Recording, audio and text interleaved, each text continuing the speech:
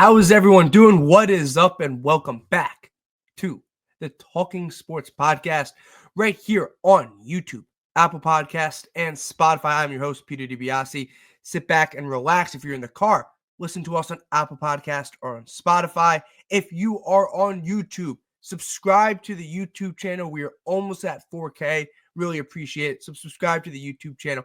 And as always, like, comment, and subscribe. And let me know who you guys got heading into this divisional round. Before we get into that, it was a great wild card round. I enjoyed it for the most part. There was a couple good games. I'm a Bills fan. That was a good game. Maybe on the outside it wasn't a great game, but I thought Commanders-Bucks was a pretty good game. I thought at times Eagles-Packers was a good game. Texans-Chargers went completely different than I thought, than the media thought. Ravens handled business.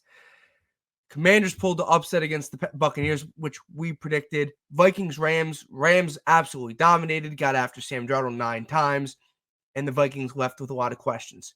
But we're not talking about the Vikings. We're not talking about the Bucs. We're not talking about the Steelers. We're talking about the 8 teams left in the divisional round. 4 teams in the AFC, 4 teams in the NFC. We have 2 games on Saturday, 2 games on Sunday. I will be at Sunday Night Football on CBS. Bills versus Ravens. I'll be in person at that game. We're going to talk about all of it. Before we do that, follow us on social media at Talking Sports PD. Really appreciate it. Drop a like, drop a comment, and subscribe to the YouTube channel. And as always, we are sponsored by Underdog Fantasy. Get over to Underdog Fantasy. Use code TSP, that is TSP, for a 100% deposit match up to $100 on Underdog Fantasy College Football Championship, which you're listening to this first, will get you a college football playoff preview. It will be coming out 2 days after this drops on all platforms, Apple Podcasts, Spotify, and YouTube. NBA, NHL, NFL, head over to Underdog Fantasy. Use code TSP. Okay. Ready for some divisional round football? Texans-Chiefs. Texans-Chiefs. That is the first game. Got to get the trusty notepad with I got my bulletin board material. I got my stats. And let's get cranking here. This is Texans-Chiefs. This is the first game of the slate. There's 2 games on Saturday. There's 2 games on Sunday. 1 AFC, 1 NFC. And same thing on Sunday. Right now on FanDuel, I'm recording on Wednesday. You'll be listening to this sometime Thursday, Friday, and into Saturday and Sunday. The Chiefs are 8.5 point favorites at the moment. So right now, Chiefs are minus 8.5 at the moment. Got to put my brightness up. Chiefs are minus 8.5. Let's start with the Texans, right? Texans defense was elite against the Chargers. They forced 4 interceptions against Justin Herbert. They got after him all day. A pick 6 was mixed in there. They were disruptive, right? I thought the offense was solid, but it took the Texans offense about basically the first half to realize, oh crap, we're playing a football game. We probably need a little offense. And then defense like, no, we got you. The defense had them. The defense was elite against the Chargers, kept them in the game in the first half. It could have been 14-0. Instead, it was 6-0. If it's 14-0 or 10-0, I'm not saying the Texans are not in this game or the Texans don't come back and win like they did, but I do think this game is a little bit different if Houston's defense doesn't keep him out of the end zone. They kept him out of the end zone for a couple touchdowns. It ended up being 6-0 instead of 14 or 10-0. They have to lean on Joe Mixon for Houston. I thought he was good against the Chargers. They have to lean on Joe Mixon. They have to control the time of possession. They have to make sure Joe Mixon is involved in this game, right? Like when you don't have Stephon Diggs and you don't have Tank Down and you're basically with an older version of Robert Woods and a star Nico Collins, like it's asked a lot for C.J. Stroud. I thought C.J. Stroud particularly played pretty well. He's been good so far in wildcard rounds, struggled in the divisional round last year. We'll see if he bounces back. But I think it's one of those games where you have to lean on Joe Mixon. Chiefs are 14th in rushing touchdowns allowed, so they're about middle of the pack, about giving up touchdowns to running backs. Defense has to take the ball away. They have to take the ball away. They took the ball away a handful of times against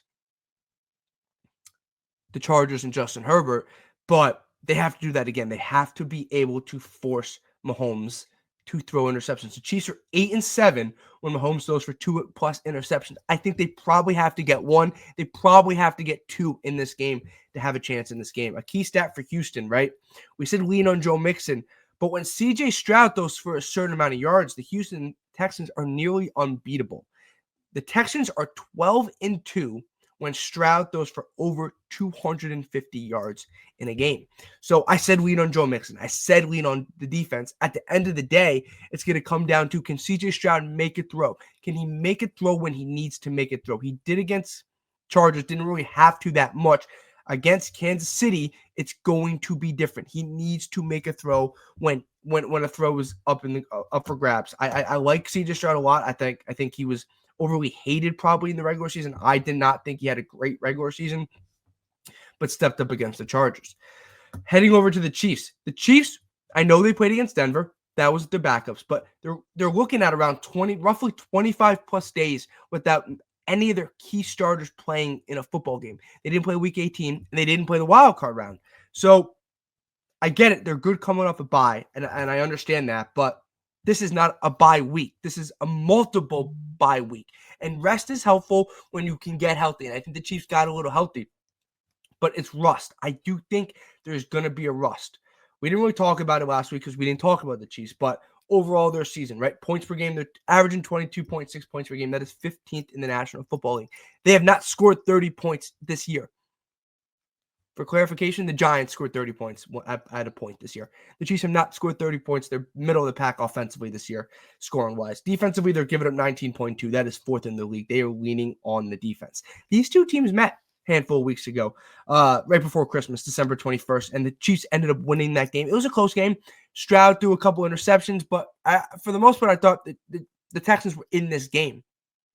And I thought particularly they played pretty well. Chiefs need to get the ground game going. They're 22nd in rushing yards a game.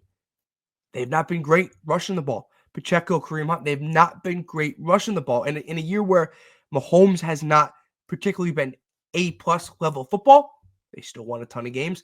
They need to get the ground game going, and they got to lean on Travis Kelce and Hollywood Brown. I already mentioned the key stat for the Kansas City Chiefs. They're 8-7 when Mahomes throws for 2+ interceptions. So Mahomes takes care of the ball. The Chiefs probably win this game. If Mahomes is a little erratic with the football, threw 2 interceptions against the Bills a handful of weeks ago when the Bills pulled the upset, I do think the Texans have a chance. I know that Mahomes has not been his A-plus game. I know he hasn't been great, but it's going to be really tough for me in the divisional round against the Houston Texans. For me at home, Chiefs are 8.5-point favorites to pick against the Kansas City Chiefs. I think Houston keeps us close. I think this is an actual legit ball game. I like Kansas City 24, Houston 20. I like Kansas City to win and Houston to cover. Saturday night, the 6-seed Commanders, who we picked to pull the upset, we did. We picked them to pull the upset against the Tampa Bay Buccaneers, taking on the 1-seed Detroit Lions, who, unlike the Chiefs, obviously they didn't play in the wild card round, but they had to play Week 18 to secure the 1 seed in the NFC when they defeated the Minnesota Vikings. Stay with the Commanders for a minute here. Jaden Daniels, the real deal. That performance he has put on in the last month and a half, and that performance he put against Tampa Bay Buccaneers was elite. Jaden Daniels, when there needs to be a play, that run play on 4th down with third down when Kalijah Kancey couldn't tackle him, and Daniels got to the edge to basically seal the game in order to seal a chip shot field goal at the time as the time expired was elite, right? The Commanders were the only road team to win during the wildcard weekend. Road teams struggled for the most part in wildcard weekend historically, and the Commanders were the only road team to pull off a victory. In their last 5 games, including the playoffs, the Commanders have 5 last-minute wins. Basically, if this game gets to the end, take the Commanders. I think they're the real deal. They need more from Brian Robinson. I talked about that last week. They need more from Brian Robinson. They have to be able to time possession, establish the run, because I think Tampa Bay was a solid team. You're going up against a legit juggernaut in the Detroit Lions in a tough environment. Like, this is different. You need your A-plus game. And defensively, they didn't need their A-plus game last week. This week, their defense, which has been their weakness this year, and if you ask any Commanders fan, their biggest concern is their defense. They need to find a way to play a good defensive game. I do like Jaden Daniels. I think he's the real deal. Will he make enough plays? Will he be able to carry a defense that is not great? I don't know. Key stat for the Commanders and they've been aggressive. I wrote down needs, stay aggressive. Dan Quinn went for it multiple times in the red zone. Didn't work. Let's try it again. It worked. That needs to happen. I love teams being aggressive. I hate when teams are aggressive at one point of the game and then later in the game they're not aggressive. Or they're aggressive last week against the Buccaneers and they're like, well, we're playing the Lions now. We can't be aggressive. No, you're the underdog. I didn't say it earlier. The Lions are 9.5-point favorites on FanDuel right now. You are almost double-digit favorites. Be aggressive. Play ballsy. Don't go away from what worked this year. You need to be aggressive. And to go off them being aggressive, the Commanders convert 82% of fourth down conversions. That is the best in the National Football League. Flipping over to the Detroit Lions, right? Lose 2 games this year, 15-2. Enough said there. We didn't talk about them last week, but points per game. 33.2. That is first in the league. They were the best scoring offense in the National Football League. Better than the Ravens, better than the Bills. Opponent points per game. They're giving up 20.1 points per game, 7th in the league. So they're top 10 scoring defense, best offense in football. They do struggle against the run a little. They're 19th in rushing touchdowns allowed a game. Pinpoint what I mentioned a minute ago. Brian Robinson's super important to this Commanders offense. They need to have Austin Eckler can factor into this. Basically, the running backs are important to this Commanders' success against the Lions. 19th in rushing touchdowns allowed are the Lions, right? Gibbs and Brown are a stud. David Montgomery might be back, but they lean on Jahmyr Gibbs and St. Brown. And Jameson Williams has become an elite deep threat. And I don't know if the Commanders have enough secondary help to guard them. Defensive injuries are still a concern, right? I think the Commanders can get the Lions on offense because I do think Detroit's injuries on defense it sucks because it just eventually piled up, right? Like, it's not like they're a bad defense and you're like, well, they're a bad defense. That's kind of a weakness. No, they are a good defense and they just got injuries piled up. And unfortunately, just eventually you run out of depth. They lean on the run. They're second in rushing touchdowns a game, but they don't throw the ball as much as you think. They're 17th in passes a game. So the Lions' formula on offense, run, play action leads to big plays, right?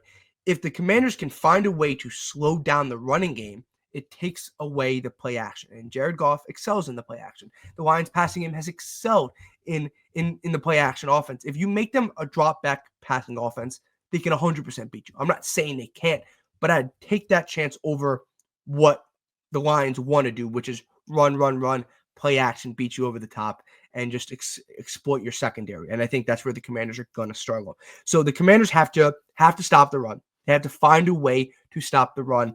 Detroit wants to run the ball and play action. Key stat for Detroit, they're smoking people this year. They're absolutely smoking people this year. They're 15-2 for a reason. They lead the NFL in point differential. Prediction time. Let me know in the comment section who you guys got. I have Lions 30, Commanders 20. I like the Lions to win and to cover. I just don't know if the Commanders secondary can stay intact for 4 quarters. I think this is a game.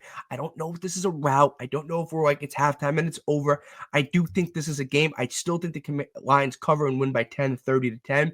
I don't know if the Commanders secondary can make enough plays. That's my issue. I think if Commanders can find a way to stop the run and hang in this game, there's a chance. I don't know if the Commanders can stop the Lions passing offense, especially if Detroit can get downhill running. And I kind of think it's game over for the Commanders. Okay. That's the first 2 games. Drop a like, drop a comment, subscribe to the YouTube channel and Apple Podcasts and Spotify, and follow us on social media. Man, doing these one-man podcasts are tough. Try to keep these short, but a lot to go on. First game on Sunday, the 4-seed Rams, who we did not pick against the Vikings, versus the 2-seed Eagles, who we did pick against the Packers. Start with the Rams. Man, that pass rush. Was that pass rush insane. It's a little bit of Sam Darnold, and it's a little bit of the Commanders. Vikings line struggling, but it's also a lot to do with how good that scheme was for LA and how elite their pass rushers were. 9 sacks. Bring that again on Sunday. You're going to win this football game. I thought Kyren Williams was okay, but I think the Rams need to lean on the running game. They need Kyren Williams to have one of those 130-yard games and 2 touchdowns. I need Cooper Kupp to have a vintage Cooper Kupp game. I'm not saying Super Bowl MVP level Cooper Kupp, but I need more from Cooper Kupp from what I've seen in the last month and a half. I thought this Rams offense has been very up and down. Up, Bills game, down, Jets game, down, Cardinals game, down, 49ers game, right? Like, I need a vintage Cooper Kupp. I think you're going to get what you get from Puka Nacua. The Rams are going up against a really tough defense. Stop the run, and they can stop the pass. Kyren Williams needs to have a big game, and I need Cooper Kupp to beat Cooper Kupp. But for the Rams, I'll give you a key stat later, but this is the key to the game for the Rams. Rams have to stop the run. They played the Eagles earlier this year. Saquon Barkley went for 255 yards and 2 touchdowns. If he comes even close to that number, not even the touchdown number, to the yards number, this game is not close. It's not particularly close. The Rams on defense have to sell out for the run. I thought we'll get to the Eagles in a second. I thought Jalen Hurts looked rusty. He didn't look himself. He had no connection with A.J. Brown. A.J. Brown, it's still an issue. If an Eagles fan tells you it's not an issue, they're lying through their teeth. It is clearly an issue with Jalen Hurts and A.J. Brown. Rams have to sell out for the run. The Eagles beat you through the air. They beat you through the air. But you cannot have a reoccurring event of what happened last game. That cannot happen again if you're the Rams. Key stat. Defense the last 4 games with starters. They didn't play their starters against Seattle, but how many points they've given up? They've given up, this is including the Vikings game, they've given up 6, 9, 9, and 9. Defense has held their last 4 opponents when their starters play under 10 points. Flipping over to the Eagles. So last week, I picked the Eagles to win, so we were right on that. I did pick the Packers to cover. I was wrong on that, so we went 1-1 on those 2 picks. Hurts, looked really rusty, right? Didn't look himself. They got gifted field position early in the game when the Packers fumbled the opening kickoff, but I didn't think Jalen Hurts looked vintage himself. I didn't think he was good at all. And I think if you're an Eagles fan, you have to be highly concerned about that. Saquon was good. They're going to lean on Saquon Barkley. No ifs, ands, or buts on that. And based off what they did last time to the Rams, why wouldn't they? The Eagles have to go out there thinking, we run the ball until they show they can stop us. If they can't, then this game's over. A.J. Brown was bad. He's reading a book on the sideline. Don't read into it. Nah, you're reading into it. Like, there's been chemistry issues this year. They had to have like a meeting in front of their team this year when they dapped each other up. Like, that's the most cliche, like, 10-year-olds kind of stuff. There is an issue with A.J. Brown, and there's an issue with Jalen Hurts. He had 1 catch in a wild card round against the Green Bay Packers. Defense, elite. Forced 3 interceptions against Jordan Love. Stopped the run. The defense gave up 10 points against the Packers. Like, this defense is really good. Best aspect of the game. They're going to lead on this defense. I think it's a relatively low-scoring game. Key stat for some of the Eagles' defensive key stats. They're first in offensive touchdowns allowed, and they're first in yards per attempt. Eagles' defense is good. Their offense isn't. I'm sorry. Like, it's just Jalen Hurts struggled against Green Bay. I know he's coming off a concussion, and I get it, but it's not like we have 3 weeks to prepare for the Rams. I think this game's a lot closer. I think Sean McVay has a chance to prepare for Saquon Barkley. They are going to sell out for Saquon Barkley, and if Jalen Hurts beats you, he beats you, but you have to live with that. I like to upset. So for what I got Rams 21, Eagles 20. Rams win, and they cover. Eagles are 6.5-point favorites at the moment. I just think it's too much. I don't trust Jalen Hurts. He's not a pocket passer. He hasn't proved this year to be a pocket passer. And I don't know if him and A.J. Brown are on the right kind of trajectory right now. I'm not in that locker room. I'm not reporting on the team. I'm speculating here. So take it with a grain of salt, 100% here. Jalen Hurts and A.J. Brown do not look normal. Eagles win this game if Saquon Barkley goes off. I don't think he goes off. I think the Rams make enough plays, and I like Rams 21, Eagles 20. Sorry, I didn't say the line. Philly was 6.5-point favorites. So far we have the Chiefs winning, the Lions winning, and the Rams winning. Ravens, Bills, the game I will be at. I will be in attendance for this game. It's going to be awesome. It's Sunday at 6:30. Right now on FanDuel, the Ravens are the only road favorite this week, and the Ravens are 1.5-point favorite. Zay Flowers, I'm not going to mention. Don't know if he's playing. But that is something to watch for the Ravens, right? People have been praising the Ravens this whole year. They've been praising them this week, as they should. Ravens' offense was good in the first half. But don't sit here and tell me that offense was anywhere near good in that second half. 21 points in the first half. great first half output. 7 points in the second half. They were outscored 14-7. They were dominated in that second half. Russell Wilson's just not good enough to make enough plays. So I heard people on their soap opera like Ravens were elite for 4 quarters. No, they were not elite for 4 quarters. Their offense was good in the first half. Their offense in the second half was bad. Defense, respectively, was really good for 4 quarters. Ravens rush offense, 299 yards. That's a combination of Lamar Jackson, Derrick Henry, and the Steelers unwillingly to tackle. Probably does not happen as much on Sunday night, but that read option offense, the Bills have to prepare for. They have to be ready for because that is deadly. Defense struggled against the pass. Not really talked about because for some reason we're just not going to talk about normal stuff here on national network here. Defense struggled against the pass. 270 yards and 2 touchdowns given up to Russell Wilson. I think if Russell Wilson was better, probably the Steelers are probably in this game. And I thought defensively the Steelers looked bad for the first half. They just didn't show up. They were good against the run though. Bills like to run the ball a lot. They ran the ball a lot against Denver. Good against the run. They only gave up 29 yards on the ground. So bad against the pass, good against the run.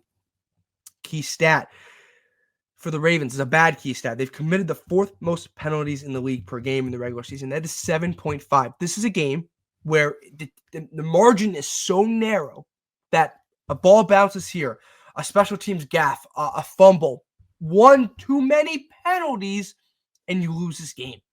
That could not happen against Pittsburgh for Baltimore, really, and that most likely could not have happened for Buffalo against Denver. This is the game it does. Flipping over to the Bills. Outside of the Bills giving up the first deep play touchdown to Troy Franklin, which is a great play from Bo Nix, and I think Bo Nix is going to be a really good quarterback in this league. Bills defense was great. They gave up 7 points. They gave up 7 points in a wild card game as they win 31-7. Bills offense was great. They rushed for 210 yards total. Cook had 120. He was elite in the first half. They leaned on him. Kind of strength versus what the Ravens were good last week. The Ravens ran the ball really well, and they stopped the run really well. The Bills stopped the run really well last week, and they rushed really well. What kind of works here? Like, both teams want to run the ball. Both teams want to control the clock. Both teams want to stop the run. It's really interesting here. Allen was vintage. That pass to Ty Johnson was vintage. Josh Allen was MVP. Should definitely win MVP. Was MVP Josh Allen. He threw for 272 yards and 2 touchdowns. He had no turnovers. Defense only gave up 79 yards on the ground.